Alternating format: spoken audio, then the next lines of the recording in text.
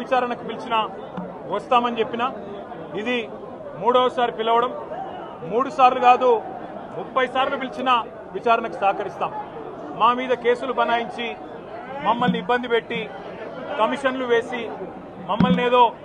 ఇబ్బంది పెట్టినంత మాత్రాన వేధించినంత మాత్రాన ప్రజల తరపున ప్రశ్నించడం బంద్ చేస్తామనుకుంటే అది కాంగ్రెస్ ప్రభుత్వం యొక్క అవివేకం అజ్ఞానం అవుతుంది తప్ప ఇంకోటి కానే కాదు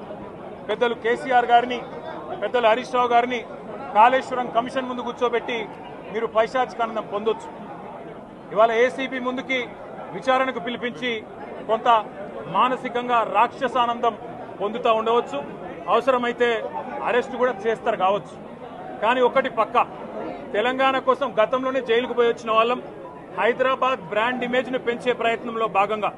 హైదరాబాద్ బ్రాండ్ని కాపాడే క్రమంలో తీసుకున్న ఒక నిర్ణయం వల్ల మళ్లీ జైలుకు పోవాల్సి వచ్చినా భయపడేది లేదు ఒకసారి కాదు 100 సార్లు అయినా జైలుకు పోతాం కానీ వదిలిపెట్టాం కాంగ్రెస్ ప్రభుత్వాన్ని కాంగ్రెస్ పార్టీని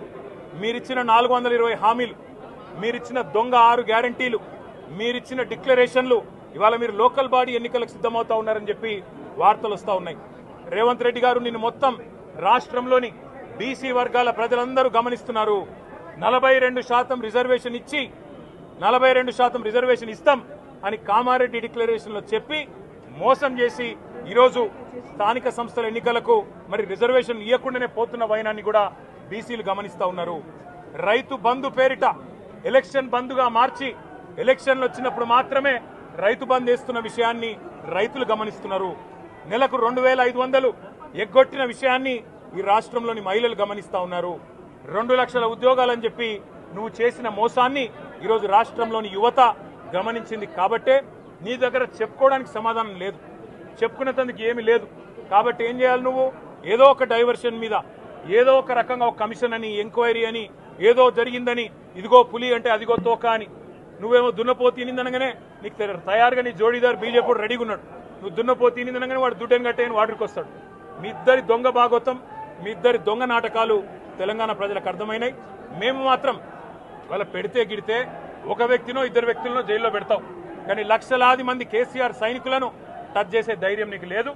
తెలంగాణ ప్రజలకు రక్షణ కవచంలాగా ఆనాడు ఉన్నది టీఆర్ఎస్ఏ ఈ రోజు ఉండేది బీఆర్ఎస్ఏ రేపటికి కూడా స్వీయ రాజకీయ అస్తిత్వమే శ్రీరామ రక్ష అనే విధంగా ముందుకు పోతాం నువ్వు ఒక్కసారి కాదు 100 సార్లు పిలిచినా వస్తా 100 సార్లు నిజమే చెప్తా నువ్వు లై డిటెక్టర్ పరీక్షకు నీకు దమ్ముంటే నువ్వు మగాడివైతే రా రాష్ట్ర ప్రజలందరూ చూస్తుండగా లై డిటెక్టర్ కూడా రెడీ నువ్వు ఒక కేసు కాదు ఇంకో 1000 కేసులు పెట్టినా మేము ప్రశ్నించడం బంద్ చేయం కొట్లాడడం బంద్ చేయం తెలంగాణ ప్రజల తరపున నిలదీయడం బంద్ చేయం నువ్వు వేధింపులతో కేసులతో ఏదో సాధిస్తాననుకుంటే నువ్వు సాధించేదేమీ లేదు అన్నిటికీ తెగించే కొట్లాటకు ముందుకొచ్చినాం తప్పకుండా అన్ని ఎదుర్కొంటామని చెప్పి మీ అందరికి తెలియజేస్తాం